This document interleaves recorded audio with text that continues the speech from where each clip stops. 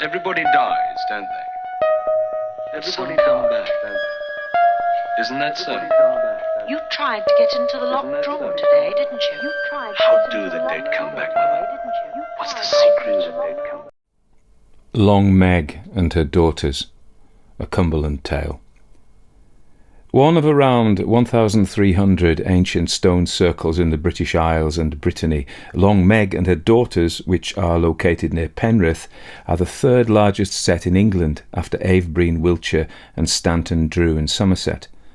The monument is thought to be around 5,000 years old, yet there are many legends associated with it, not least that, a bit like the Rollright stones on the Oxfordshire-Warwickshire border, if you count the number of the stones there correctly twice, Long Meg and her daughters will be freed from their state of stony imprisonment. Better yet, it's said that if anyone damages Long Meg, the central red sandstone megalith marked with Neolithic art, including a cup and ring, spirals and concentric circles, the stone will bleed and storms erupt. Pioneering archaeologists and antiquarians of the 16th and 17th centuries, such as William Camden and John Aubrey, fed into this mythology, which also inspired Cumbrian poet William Wordsworth. As for who Long Meg was in legend, like the Merry Maidens in Cornwall and many others up and down the country, it's said that she and her daughters, or friends, or fellow witches, were up to business they shouldn't have been up to on a Sunday, and so became petrified. Some tales also fold in the occultist and wizard Michael Scott, as I have done. Born in the 11th century, he led a fascinating life and is reputed to have died just as I attest in my telling. Martin Vaux. Once there were 77 great stone circles in Cumberland. Some still stand, such as the stones of Sota Fell, where ghostly armies march by night. There are the Castlerigg stones, second largest in all of England, and the Maybrahenge, left half buried in the earth since old John Lesh dug one out to build his house and went mad within a week. At Emont Bridge there's the Round Table, said to be the site of King Arthur's final battle, and the Swinside stones, where the folk of Sunken Kirk tried to raise their church, but the devil kept pulling it down. But no stone circle in Cumbria has half the fame of Long Meg and her daughters, and though others might fall, she never will, not until the curse is broken. Few dare to so much as touch Long Meg. Some brave soul once set about trying to carve his name in her, but no sooner had his blade touched the stone than it sprang with blood and a storm blew in overhead. Poor fool must not have known the hex laid upon her by the wizard Michael Scott, he who froze old Meg and all her kin that bright Sabbath day. She was famous for a time, Meg of Meldon, the flame-haired daughter of William Fenwick, known to all nearby as the Heron Lord. He was master of Harrington Hall and wanted a son. He never got one. And once Meg grew tall, she was married off, as was the way in those times. So tall was she that some thought her ugly, and some called her a giant, but she mothered 7 girls well enough, much to her husband's shame and rage. Like Meg's father, her husband wanted a male heir, and with no boys forthcoming, he took to drink. It was no matter to Meg, who out of nowhere found and raised a pup to keep her company, a black mongrel.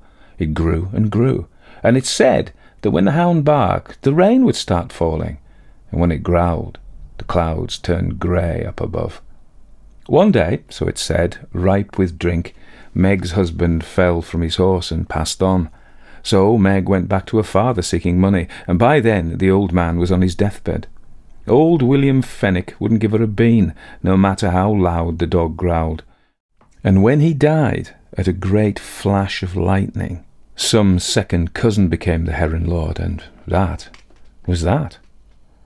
So it was that Meg went from village to village, from Penrith to Armathwaite, Winfell to Kirkoswald, raging until the air turned black with her words on the ways of menfolk.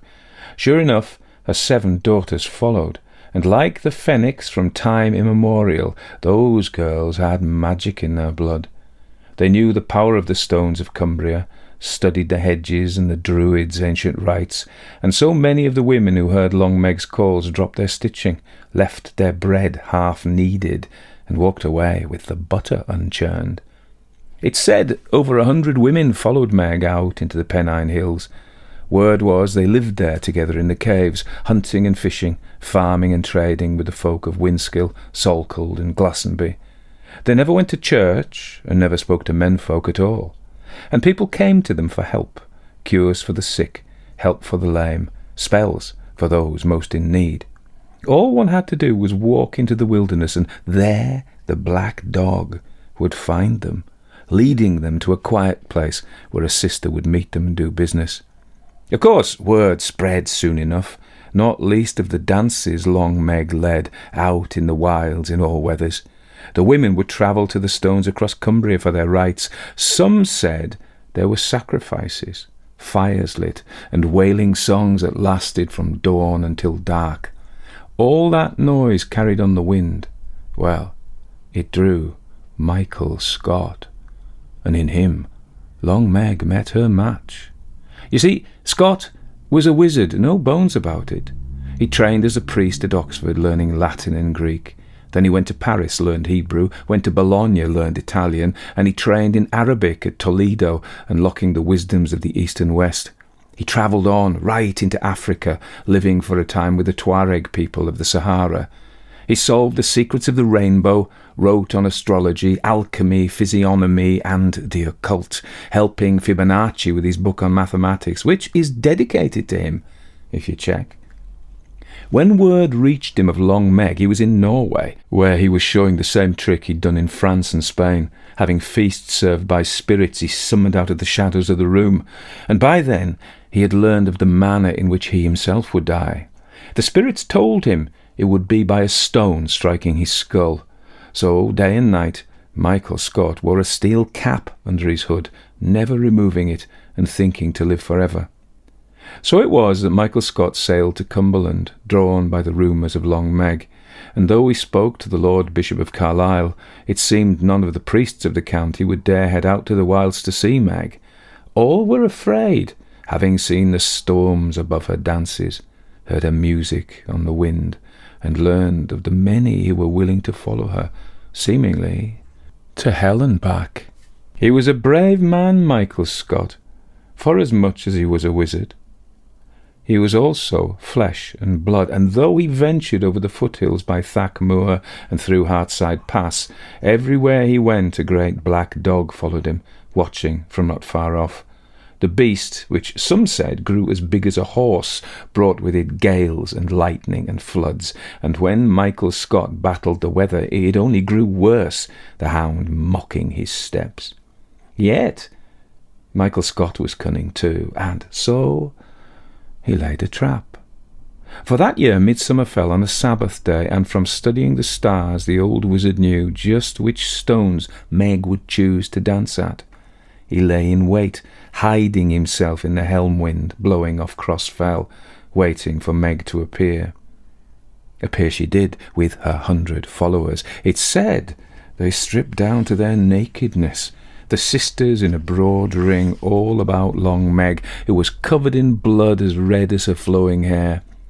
She set about dancing, calling the storms, thanking the spirits for their service. And her black hound was there, and the sisters were singing. But little did they know that in calling the storm they called Michael Scott, who rode the helm wind right to them. When the old wizard appeared before the women, they all gasped in horror, and though they roared and raged with the witches being of the air, Michael Scott laid down a curse of the earth, turning them all to stone. The daughters in the ring all mingled with the ancient rocks laid down by the Druids and the men of old times, each transmuting to granite, but Meg had a special fate, for her stone was red, red as her hair, red as the blood on her skin, and the hex Michael Scott laid on her was such that only a soul who could count all these stones 3 times round and come out with the same number would free Long Meg. But the stones there move, you see, They're never in the same place twice, which is how Long Meg and her daughters were trapped, and still are, sealed in rock for evermore. Of course, everyone in Cumberland knows Long Meg's hound still roams the hills and fells, watching and waiting and bringing the weather. And don't think Michael Scott got off for free either. For as Dante wrote in his Inferno, Michael Scott, the greatest wizard of his day, went to the devil, just as he always should have. After laying his hex, you see, Scott went back to Carlisle Cathedral and set himself down to pray. Only the Lord Bishop bade the wizard remove his skullcap while he knelt to ask for forgiveness. It just so happened that a loose stone from high above on the cathedral ceiling fell and struck Michael Scott right on the top of his head. He was killed in the blink of an eye, and as an unholy man who died unshriven, his body was laid in an unmarked grave, its location a mystery to this day. And although Michael Scott is long dead, Long Meg and her daughters are far from it. For those old stones live and listen and learn, and one day some bright spark will count those rocks, and then Long Meg will be free.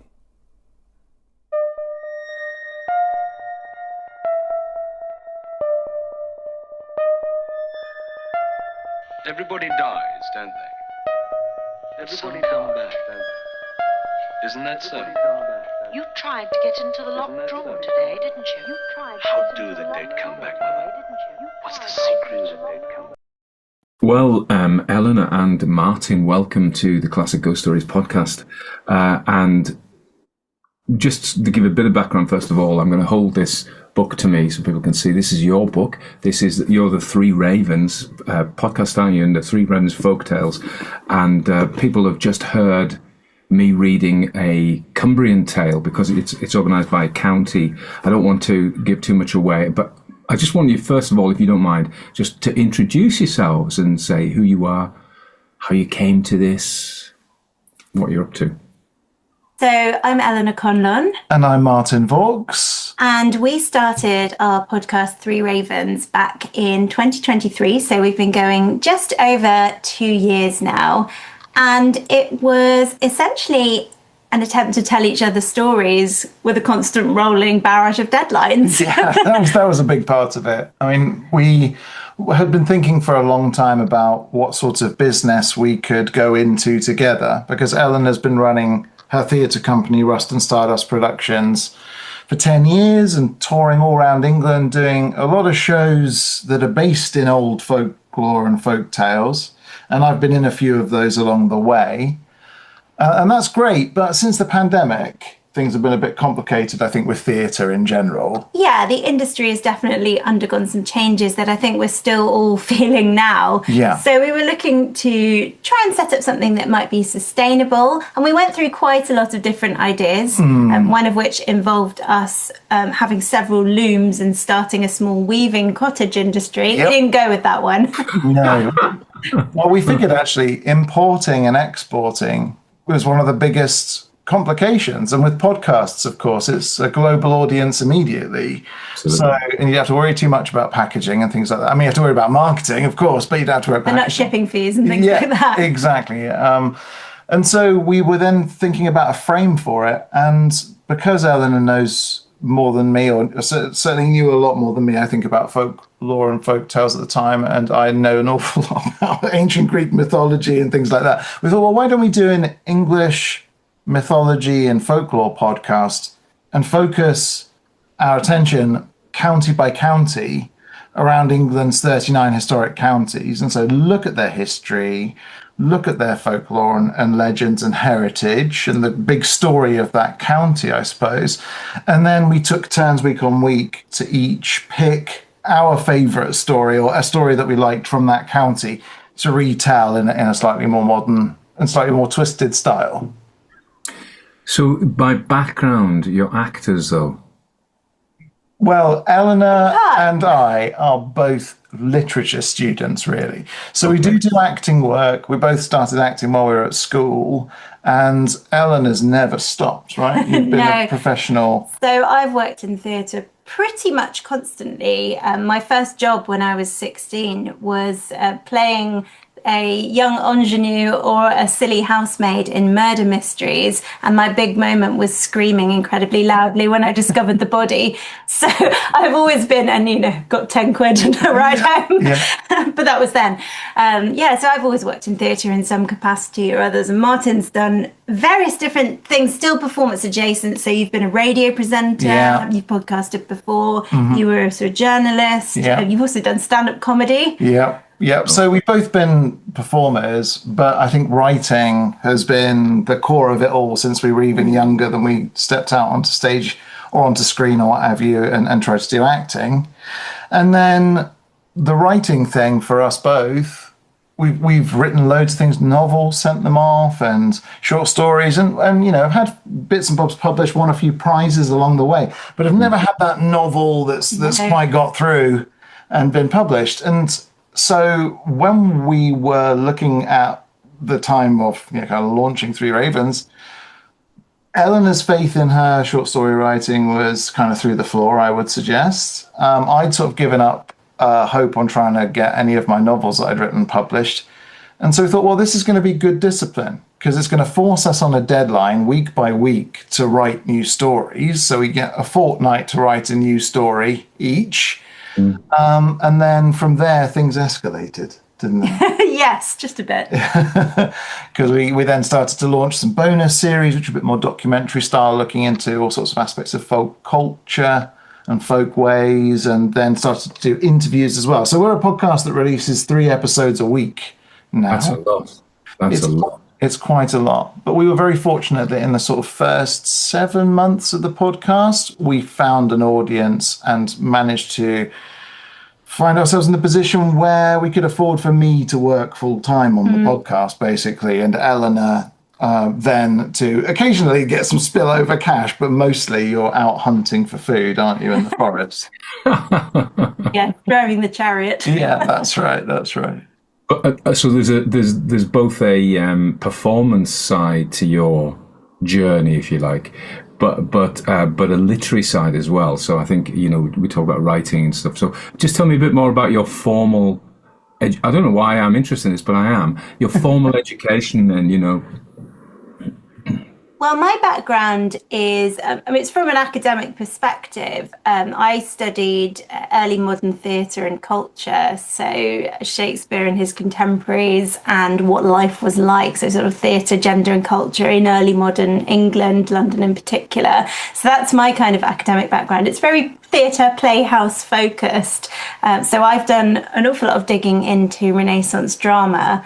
But before that was a master's degree. But before that, I've got an English literature degree. So that's sort of grounding in all sorts of aspects. But as part of your master's, you trained at the Globe, at Shakespeare's Globe in London. Did a really great master's degree, which was awarded by King's College, University of London. But it was partly taught at Shakespeare's Globe, which, if anyone's unfamiliar with it, is a reconstruction of an Elizabethan theatre, which is at Bankside in London. And it's constructed as close as they think it's possible to have got to a theatre of that period. So it's a really amazing place to study and work and explore and just be a part of that atmosphere. And within your research, you focused a bit on, your thesis was on magic in early modern. So the kind of Hermeticism, Renaissance magic, things like that. But quite obscure subject. Yeah, but really interesting. And it's come in good for the podcast, hasn't it? Come in quite handy. And then for me,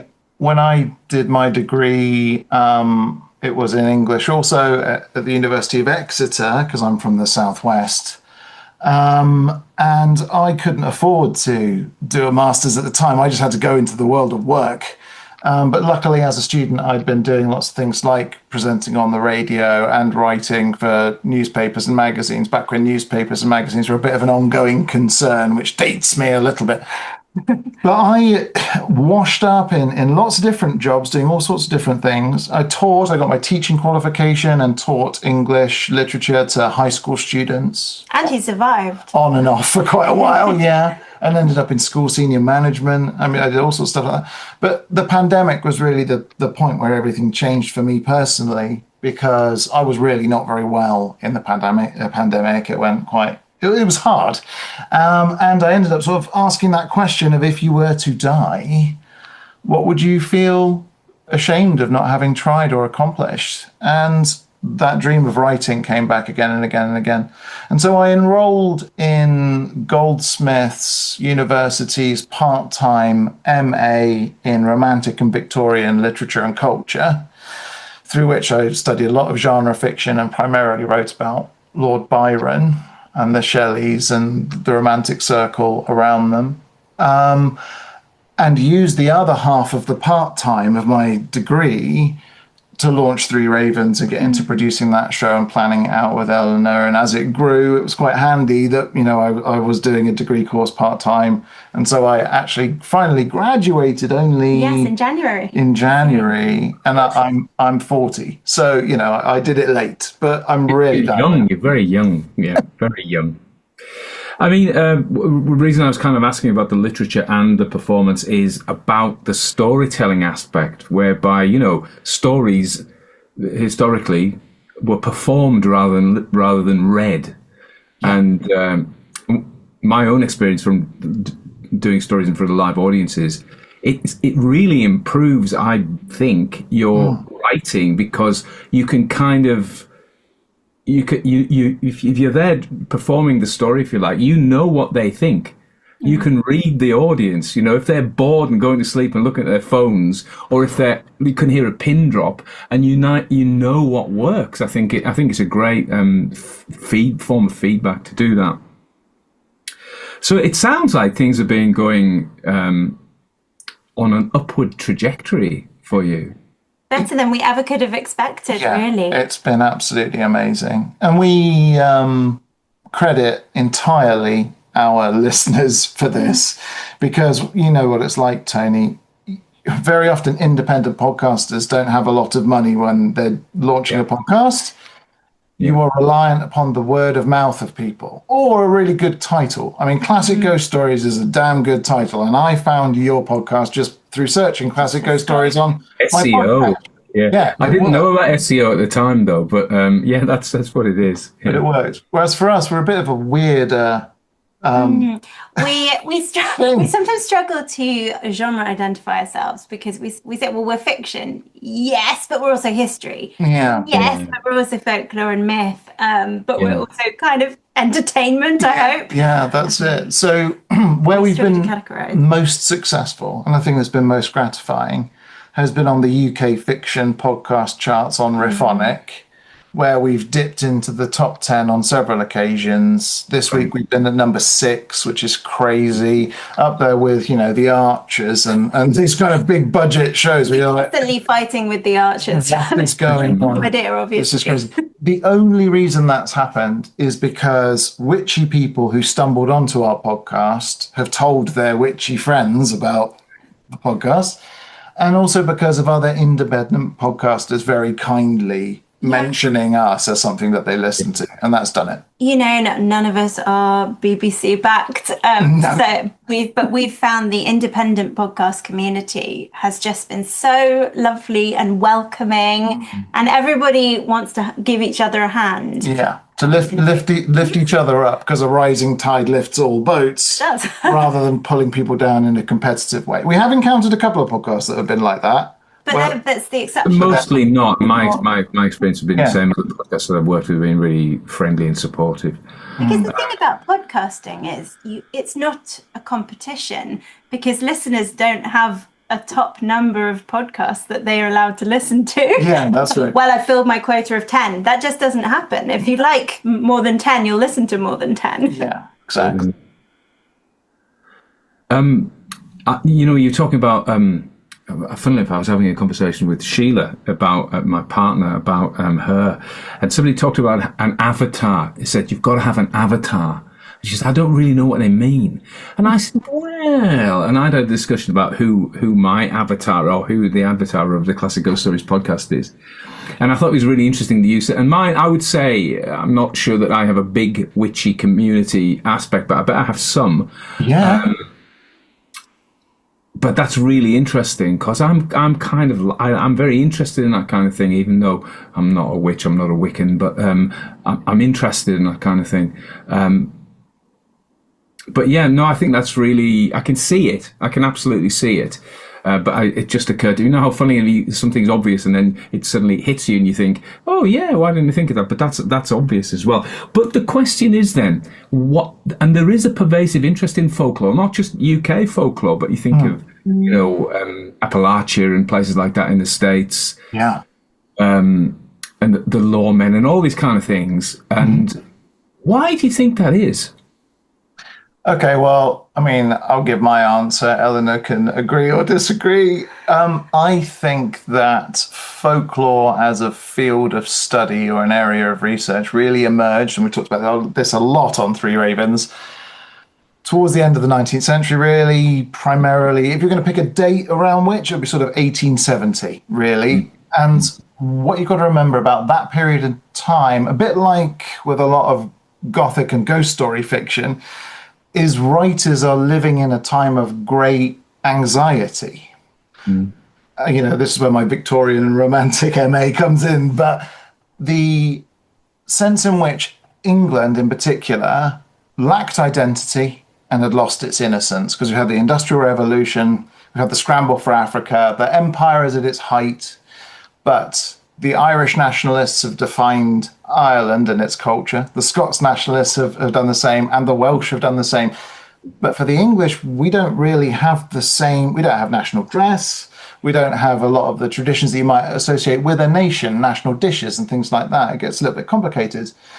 And what you find is this desire to look back to the mythical past, almost an Edenic, prelapsarian past where King Arthur was real and England was a land of glory and Agincourt and 1066 and a series of these big mythical events that are the nation's story to a certain degree come roaring back. And people are also seeking a return to something more innocent. So you see a kind of new flourishing of forms of paganism, I guess, or discussions of paganism around the same period of time. And through the 20th century, this burbles and rumbles along. But right now, we are living in a particularly perilous and anxious time where things are subject to enormous change. Technology is shifting life in a way that it never really has before, even compared to the scale of what was happening in the Industrial Revolution, I'd argue. We're on the precipice of something, it feels like. And so I think a lot of people are also looking back to the pastoral, the innocent, the Edenic, and that's why I think folklore's having a moment. I recently did a story called How Pan Came to Little Ingleton. I don't know if you heard that one. Yeah. And that's very, very much that, I think, you know, this, and as I say, I talk about hauntology, but this nostalgia for a past that never really existed, but we're nostalgic for it, you know, because and Tolkien's very much about that, isn't he? His Shire and everything. He even was explicit about saying it's a mythology for the English. Yeah, that's right. Excuse me. We'll chop that. Yeah, so I think that humans need stories, right? I think we need stories to understand and make sense of the world around us. I once saw a great storyteller, Hugh Lupton, speaking live. And after he'd finished storytelling, he did a little bit of speaking with the crowd and did a wrap up. And something he said really struck me at that moment, which was, where do you find yourself in this story? And that really has resonated with me, because every single person listening to Hugh that day would have latched onto a different aspect of the story, would have connected with a different aspect of the story, would have found themselves in it somewhere. And one day we might find ourselves in Jack the Bold Adventurer, but another day we might find ourselves in the evil stepmother. It can change because we can change, but the story will always be there. And I think, we spoke to Ailsa and Bethan from the Eerie Essex podcast, and they had a really funny way of phrasing it, which is folklore is what you get before the rich get a hold of stories and call them history. So the stories that people tell about their local area, what's haunted, what's not haunted, where trauma has been, where it's not been, the traditions that make sense within that region or that area or that village, the special places there, you can build up your psychogeography, as it might be called, or your sense of your local area as a folkloric land. It's only really when it gets published and put into things like books that we all start to go, oh, well, this must mean this and this must mean that. Yeah. Whereas for the folk, the actual folk, the people, it's nothing that boring. It's far more... Just don't go down there. It's just real, yeah. Yeah. I even remember, I don't know, obviously I'm older now, so I'm not living in that kind of context, but when I was small or younger, that was very much my grandmother and it's, or the trope, or your grandmother tells you these things. Mm-hmm. But it was common. The kids knew these things. This is where the boggle, as we would have it, Dereham Boggle, and there's the ghost on St Mary's Church, and and it, as you say, it wasn't. It was a live thing, whether we actually believed in it or not. But we sort of believed in it, and we didn't kind of interrogate it enough to say, "Oh, this is fact, this is fiction." We just were kind of living in it, and it was part of the like your oxygen that you breathe. I think that's really it's like believing in the postman. Yes, you just know unicorns. Sheila I said to Sheila, "There's no such thing as unicorns." She said, yes, there is. And then she pointed out there's unicorns everywhere. Little girls have unicorns on the packs as unicorn toys. Of course, there are unicorns that are real. It's a fascinating subject. And so, we could talk about this for ages, and I can see my mind's struggling to find. No, I don't mean struggling to find. It's searching for. Scrabbling is probably the word I mean. This is the first book, though, that you've published. It is. Yes. Yeah. This has been the long-awaited goal of ours since we were those little children dreaming about being like this. Yes.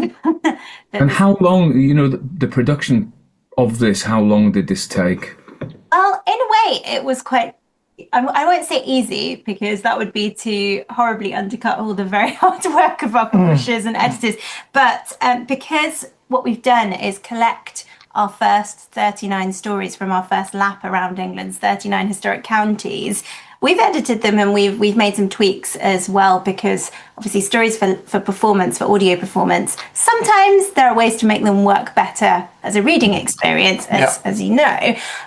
So we had the stories in a form, and so it was quite a simple matter for us once we were approached to put them together into this book. We wrote some new introductions for them, so there's a bit of context around each one, where it's come from, and a few sort of the influences and things we tried to draw into the story.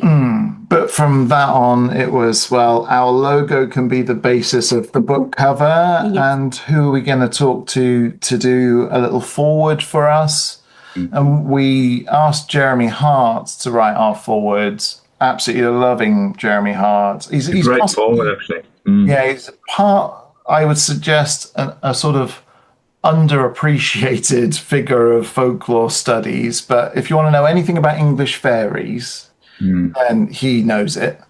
Likewise, demons. He's mapped every single holy well and elm across Britain. It's astonishing what he's done. Yeah.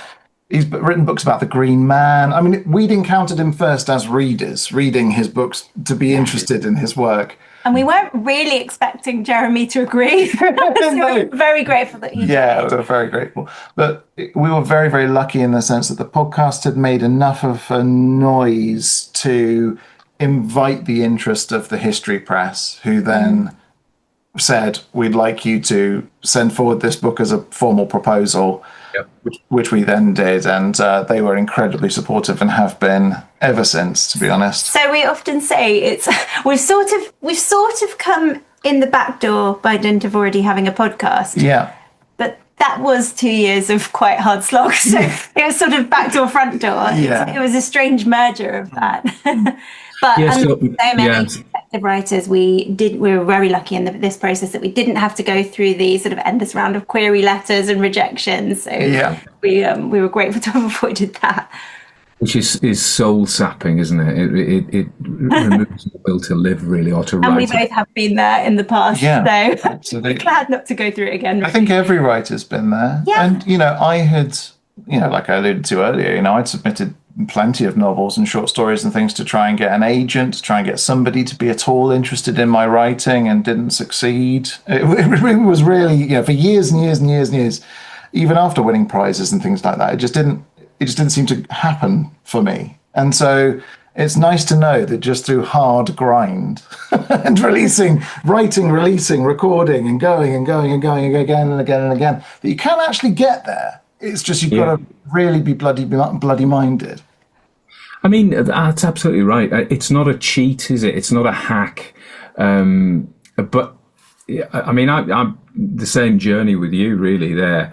And thought, well, I'll tell you what I'll do. I'll have a podcast, and nobody will publish my story. So I'll tell you what I'll do. I'll have a podcast. I'll use this as a vehicle, and then when you start putting the work in week after week, month after month, and you realise it actually wasn't an easy way to do it. However, it was an effective way to do it. So you now have an audience. Yeah. You now have an audience. Yeah. I remember we had a meeting with one of the BBC sort of development arms for new talent that was just being shut down. I mean, it was hilarious. They were almost mothballing the place while we had the meeting. What they said to us is, well, in this country, nobody's going to invest in something that isn't already a hit. So Fleabag was already a hit. Well, it was very easy for us to say, let's make a show. Things like that. Likewise, if you've been a hit on stage or whatever else it might be, convert it into a TV show. Or if you've, written a few episodes of Casualty, that's the other way in, or, Holby City or whatever it might be. So it's really interesting for us to kind of go, well, what does it mean to be a hit for the BBC? How does that work? And I'm not sure that we've quite cottoned on to how to turn a successful podcast format into a successful television format. Uncanny is obviously the podcast that's had no success in this regard. Yeah. But I do find watching their TV show a little bit surreal, because I'm like, well, I kind of would prefer this without your faces, because I like imagining all the freaky stuff. They've been an incredible success, and props to them. But I'm definitely an audio person when it comes to ghostly things, because whatever I can imagine is going to be worse. Funnily enough, I mean, Uncanny worked really well. I hadn't listened to it for a bit, actually, but there was a time when I was listening to it all the time.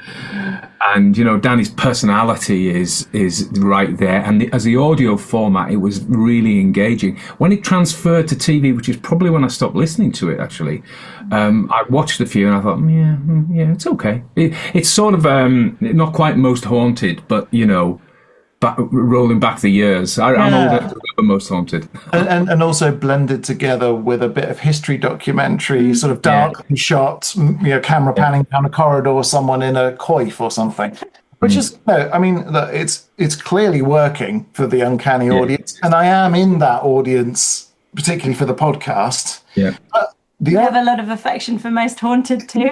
I again was a big fan. Watched it all the time. But I would suggest that one of the most important things about the podcast as a medium, which is a bit unlike TV, I'd suggest, is that it's a new thing every episode. It's a discrete episode. So it might be, ploughing a furrow or something, but it's rare that you're talking about like an audio drama that goes on for several weeks. I mean, The Archers obviously does do that, but most podcasts are like contained. And if you don't like one episode, but you like the podcast, you'll still listen to the next one, which is definitely what I do with a lot of the podcasts that I most love. Even if you get a story one week, you think, it was okay. But then there'll be one you love. I remember Rick Rubin, the record producer, talking about musicians and our love of musicians as people, where if a musician has released one song that we've truly loved in their career, we will keep hoping for them to release a new great song, and we'll keep listening to that band, hoping that it will again be as good as it was for that song that we loved. I think that writers can be like that as well. And sometimes they do exceed the book that we loved or the story that we loved. But, as long as it's of a reasonable standard, week on week. And, for us, just trying new things, shifting genres, shifting time periods, shifting perspectives, and trying to stretch ourselves as writers. And the other thing about podcasts, which, again, you realise when people speak to you who've listened to what you've done, is the intimacy of it. You without even trying to be, you become. It's different to TV. It's different even to radio. I think maybe some of the favourite radio presenters, but you become their friend. You're talking to them while they're in the bath, as we talked about before, or out gardening or crocheting or whatever they're doing. Absolutely, walking the dog or whatever, folding laundry. A lot of people say that when they're doing the housework, they listen to the Three Ravens, and that's really cool because we're then your company while you're doing whatever it is that you're doing in your life. But, come back to the fans, the people who listen to our podcast. We call them the Conspiracy of Ravens because it's a bit of a secret, our podcast. And one of the things that we both also felt during the pandemic is quite lonely. Right, didn't we? And I think that opening up our writing to a global audience all at once, see who finds it, does anyone like it? Well, that then opened up a lot of friendships for us. And so we've suddenly, through Three Ravens, ended up with a whole bunch of people who really care about us and we care about them, and it's been lovely to get to know people from Canada to New Zealand to Europe to wherever it might be, so that's been another very special side benefit of Three Ravens. And people are generally the fans are really supportive, very it's almost like they become your personal friends in many ways. Yeah, absolutely. Well, certainly when we've had health issues and things like that, they've been more interested and supportive about our recovery and things than many of our friends and family in the sort of three-dimensional immediate world. So, it's very nice. Well, if you're just a floating voice to someone, they can immediately hear when you've got a cold. Yes, that's true. Yeah, it's true. One of my dogs has got a sore foot, and so people are always asking about his foot, Yeah, how's Jasper's foot? Now, but I understand with the book, you're actually doing some in-person events, aren't you? We are, yeah. Yes, we are. And our first one's actually coming up next week. Yes, it is next week now. So we'll be at Black Shuck Festival it's on the Norfolk-Suffolk border in Bungay. And it is a fantastic festival, devoted, as you might expect, to all things Black Dog folklore, but also all things kind of East Anglian folklore in general. And so we're doing a few things there. Yeah, we are really going to town on this festival this year. Yeah, so Eleanor has her play, The Green Children of Woolpit, which, how old is that show? Is that 8 years? It's about 8 years old, yeah. Yeah, so that's coming back again, so that's going to be fun. We're then doing some live music from our Forgotten Melodies series, where we look into the history of folk songs and genres. We're doing a live performance musical one with a bit of poetry and some folklore in there on the Saturday night at the big Strange and Terrible Wonder performance that they host at the festival, which goes on for a few hours. Well, you're quite lucky to slide into that. I believe we've replaced an interpretive dance. Yes, so indeed. You might have to throw some moves as well. Then on the Sunday morning, we've got Three Ravens Live, where we'll be doing a podcast recording in front of an audience, which is something we've done a few times before. And what we're trying to do, Tony, which is ridiculous and ambitious, but nonetheless, we're going to try and do a live podcast event in all 39 of the historic counties. So we're hoping to work with partners and museums and historic houses and places like that to do podcast recordings where we retell the stories that are in the book and also, talk about the folklore of that area and that building. So we're doing Gloucester History Festival later in the year. So far we've booked about 6 out of the 39, so work in progress still. But we've just if you need anybody in Cumberland, let me know. Yes, please. We will do. Yeah, absolutely. Well, we could do with a bit of Cumberland coverage, because we look at the historic counties. We've got Cumberland and Westmoreland separate. Exactly. Supposedly it's Cumbria now. Yeah. No, they're split again. Again, remember we talked about it on the podcast. Not quite. I'm very upset about it, but that's another story because the Westmoreland have taken Penrith, which has been in Cumberland since 900. So I'm livid, really. But they never had that. Yeah. And then in Westmoreland, we're very lucky to know Taffy Thomas, who was England's first storytelling laureate. He's based as the resident storyteller at Grasmere at Wordsworth's house. Yeah. So we're hoping to do something with Taffy, but he unfortunately has been really unwell this year. So we're sending him lots of good luck and hope he gets better. He's not a spring chicken, but we're hoping to get up and do something in Cumberland, obviously, and then do something in West. Grasmere would be a great place to do it as well. Anyway, let's not brainstorm this now because my mind's now going off on that. We'll talk about it later. Yeah. So, I was just very conscious of the fact you mentioned the Green Children of Woolpit, which is a fantastic story. But there can be people listening who maybe don't know what that is. Don't know about these Green Children. Peculiar story. It's not really a folk tale. It's in a chronicle of English history, which you can doubt the veracity of if you like. And it's one of those fascinating sort of 12th century two-line stories, which is just presented as very bald fact. Two children were found near the wolf pits, near the village of Woolpit. They were green. They said they came from St. Martin's land. The end. Well, they only ate green food, and their mythology builds over time. It's a little bit. You get, maybe the boy wasted away, maybe the girl grew up, gradually became less green, married a man from King's Lynn, whatever it may be. But the story is just so intriguing. It starts with Rafe of Coggeshall, right? Is he the first person to write it down? I don't know if it's in Rafe, actually. No, I think it probably is in Rafe. Yeah, I think it's in Rafe of Coggeshall in his Wonder Tales. But I mean, so many of our stories, when I say our stories, I mean like everyone's stories, the English stories. When you look at them, very often they're also French stories and German stories and Italian stories and so on and so forth. Norse stories. It's almost as if people travelled around in small boats a lot. I don't know what that's about. But anyway, a lot of those stories, when you go back, they are often so brief in their reportage. And they grow in the telling.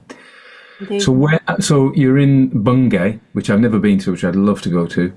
And there, after that... immediately after that, well, not immediately after that, but on the 4th of September, we're at Treadwell's Books in London. Oh, yeah.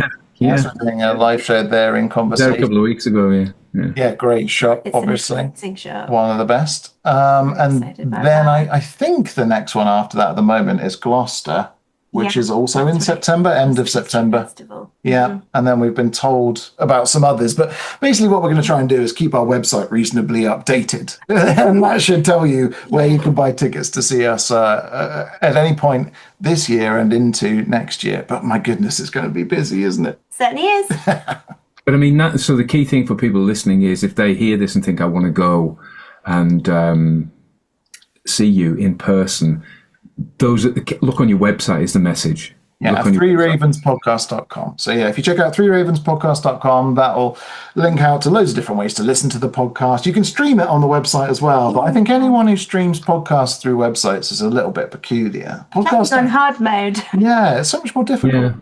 And then, links to our social media as well. You can sign up to the mailing list and basically all the news and updates are on there. And also, we work quite hard to do blog post entries about the history and various historic sites in every county. So if you're thinking about doing a trip, or if you live in one of these regions and want to know a bit more about the area where you live, because the amount of times we hear from people who go, I never knew this and I live just up the road. Yeah. Check the blog, because there are a lot of blog posts that we've curated and put together. Collect pictures of things we've talked about as well. So if people are on the other side of the world and they're thinking, what's that? They can have a little one-stop shop to see some pictures and find out a little bit more about it. Yeah, typical English things that we talk about that nobody knows what they are. So you send them a picture. They go, oh, that's what it is. We call it a whatever. No, that leads me to think, any plans for a US tour or an Australian tour?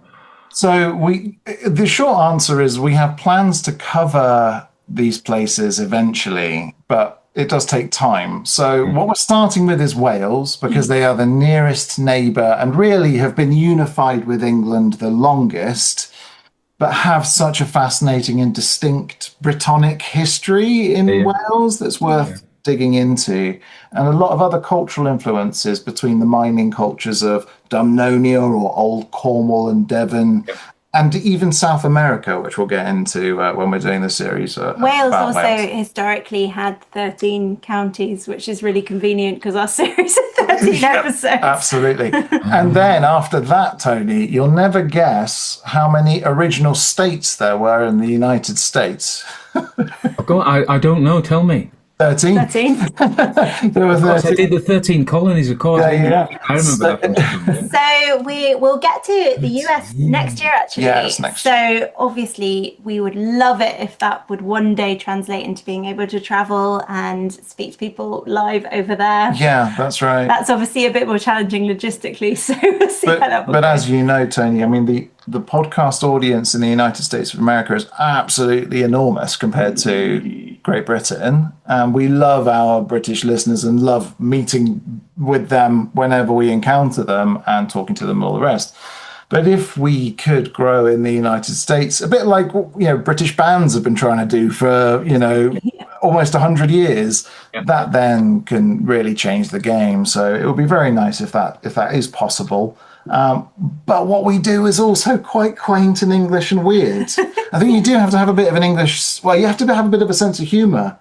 And that's not to say that we don't have a goodly share of American listeners already who are really lovely and all the rest. But it's a big old country with a lot of people in. It's going to be a new challenge for us as well, because I don't know a huge amount about American folklore, which means, well, we'll be able to buy loads of books, which is really exciting to me. But also we'll be able to learn a lot from said books. Yeah.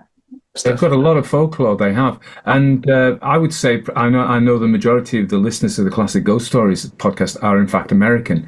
And I'm always amazed how tolerant they are, because I can do an American story. I used to do American accents, so I don't do that now. I know. But they if I get my dialect coach, but they're very tolerant of that. The fact that I could do a main story and I do it in like I'm from Workington, and they're like, that's fine. Do Owl Creek Bridge, and I said it's a very American story. That's fine. Yeah. Whereas, can you imagine it the other way around? Yeah, it's always the challenge, isn't it? I mean, we do it a bit. We do occasionally use different accents, but in quite a soft way. Well, much like you do, really. It's sort of higher or lower ends of the social register. I mean, the regional American accents, I do find I can hear the difference, but I can't get my mouth to do the things that it needs to do. But I have the same problem with Wales. I'm going to stumble into Wales and make an absolute fool of myself. But I'm not even going to try. My Welsh accent is absolutely abysmal. But one of the nice things for us is that idea that we are just like English people from many, many years ago who are bumbling into places where we don't really belong and trying to figure out what's going on. So hopefully it'll be funny for people as well as informative. Absolutely, yeah. But then there are all the connections. We talked about how a lot of these stories have echoes in all sorts of different places and cultures. So that would be an interesting thread. In fact, I'm really, really enthused and excited by all you young people with these plans and going to be doing all these things. It's really fantastic, and the amount of work that you put into it is awesome, bordering on the real sense of that word. So no, really fantastic. So, but I mean, we if we come back, particularly, I'm going to hold this up so people can see it. I mean, if what I'll do is I'll put a JPEG on the notes so people can see it, because it's a great cover. It deserves it. And as I said, I've got my Raven coaster there. Yeah, I got in Glastonbury, to be fair. Nice. And but the thing is, people will be interested in hearing the story, seeing you, but also buying the book. Hopefully so. There's a good range of stories in it. There are some that are just like straight up what I would call classic ghost stories in form, a bit M.R. Jamesy or whatever else it might be. And we are inspired by a lot of those writers, truly. But the story that you've done for this episode, Long Meg and her daughter, is a bit of a weird one. It's a very strange story. It doesn't seem to make an enormous amount of sense, the mythology of it. That's kind of why I loved it, the idea of this crazy witch dancing covered in blood, and then the wizard Michael Scott, who in real life lived centuries apart from when these megaliths were constructed, but hey, he's an interesting character as well, and somehow got folded into the legend. So yeah, I think he was very popular. It's like, you know, when you come across an author who you've never heard of, and it turns out they were massive in 1890. Everybody was buying their books, or in 1952. And I think Michael Scott in his time was a megastar in his time. Well, we encounter all the time folk heroes from areas, and Michael Scott was Scottish. Ironic here with his name, it sort of gives it away. Sounds like the guy from the American Office. But we've encountered so many incidents where there is evidently a historical root for a local hero or a villain that you can trace to some very clear evidence of them having existed. But what the legends of them has become over the centuries is very mutated from what it originally was. Very, very true, very true. We could talk about that as well. I'm thinking about Taliesin and people like that. King Arthur, Merlin, all of those. But probably think about drawing it to a close. So yeah, just when I was driving up with the books, so they'll be in physical bookstores. Yep. So people can kind of wander down to in the UK to Waterstones or their local independent bookstore, which we would prefer. Nothing against Waterstones, you know, but yeah, quite right. And yeah, you can order online as well. So if your bookstore doesn't have it in stock, you can order it through any bookstore. It's online on the Waterstones and on Bezos Boutique, of course. And we have been reliably informed by online US retailers that the book is coming out in October in the United States, so you can pre-order it from anything from Target to the local bookshops over there. And that'll line up quite nicely with our haunting season, Tony, which we do every October, which is wall-to-wall spooky stories, original ones written by us and by our listeners. And, of course, special spooky guests. Special spooky guests, incling you. And you're going to come on and talk to me in October. Okay, there we are. Look forward to that. Thank you very much for the invitation. No, I'll be there. Don't you worry. Okay, well, that was really, really interesting, and lots and lots of things that came up during the conversation. And I thought, I need to follow that up, and I remember one thing that I was going to say earlier on, and we talked about when we were talking about why people like podcasts, and I thought, I think this is true. I wonder what you think, but there's so much on the internet, but everywhere. You know, if you still read magazines and things like that, it is just clickbait. It's shallow. It's clickbait, and it's got that an inch of depth in it, or 2 centimeters of depth in it, and clearly, what you do is rich. You can plunge into that pool, and I have an inkling that is the secret, at least one of the secrets of your success. I think that's partially part of it, because we do hear about people binging the back catalogue of our podcast, don't we? And we have 300 episodes plus now, which for a 2.5-year-old, not even 2.5-year-old podcast is a lot. It's not up to, classic ghost stories levels. And I've still got, I reckon about 18 months worth of your stories still to work through to catch up fully with your back catalogue. But I do think that there is something about the numbers game in podcasting. When I interviewed Jonathan Sims from the Magnus Archives for last haunting season, he said it took them 3 years. 3 years is when it started to go viral in the United States, and it was in high schools, kids sharing it around. And it was just because they had enough episodes for it to spill over. I think that's true as well. Take more work to make something a bit more rich in content, for sure, but then hopefully it's a more rewarding experience to listen to and engage with. Then there's several things, because I get really frustrated when I haven't got enough information from something. I'm not a huge, although we're trying to get better at short form video from a marketing perspective, but I don't like to consume much at all myself. I prefer a good long read or a good long listen, and something that just takes me. Of course, you'll be contacted all the time by people offering to send you viral by snipping up what you do into shorts. And I mean, I've even gone with a couple of them and said, look, this isn't going to work because this is long form. It's just not going to work. And they've all, in the end, agreed, no, it doesn't work. No. Because it's a completely different genre of thing. Yeah. And the beauty and the strength of it is the long form. Yeah, that's right. It. That's what people want. That's what they want. Unlike the radio, you can pause a podcast at any point, and that makes a difference. Although some of my favorite stories are when people tell us that, like, they were driving to work listening to a story and they had to sit in the car park to hear the end of the story. And I remember one lovely email, somebody writing to us about crying in the car park for 20 minutes and it making her late for work. Yeah. She was really thankful to us for making her late for work. That's something that you don't often get through the radio. It's very gratifying, and that's the other side of it. It's really gratifying to see that people really like what you do, and that you know, in a non serious way, in the sense that you're not kind of, but you make a difference in their lives, even if you just keep them company and entertain them. And I think that's important as well. I would say the other side of that is that they make a big difference in our lives, because this book wouldn't have happened, the podcast wouldn't have continued, it probably would have faded into nothingness had it not been for people putting their faith in us and saying, go, do more. So that was my interview with Eleanor and Martin of the Three Ravens podcast, which is a phenomenally successful podcast.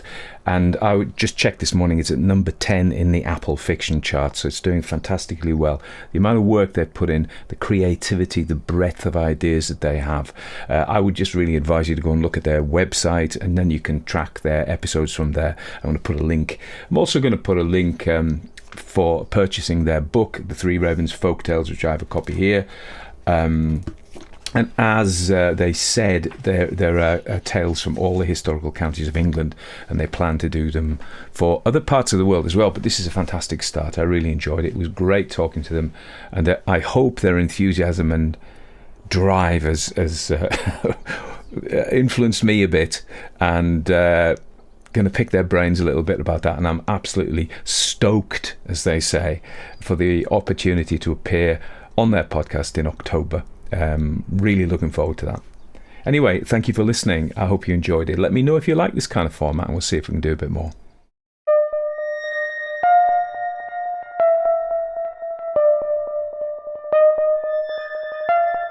Everybody dies, don't they? Everybody come back, don't they? Isn't that so? You tried to get into the locked drawer today, didn't you? How do the dead come back, Mother? What's the secret?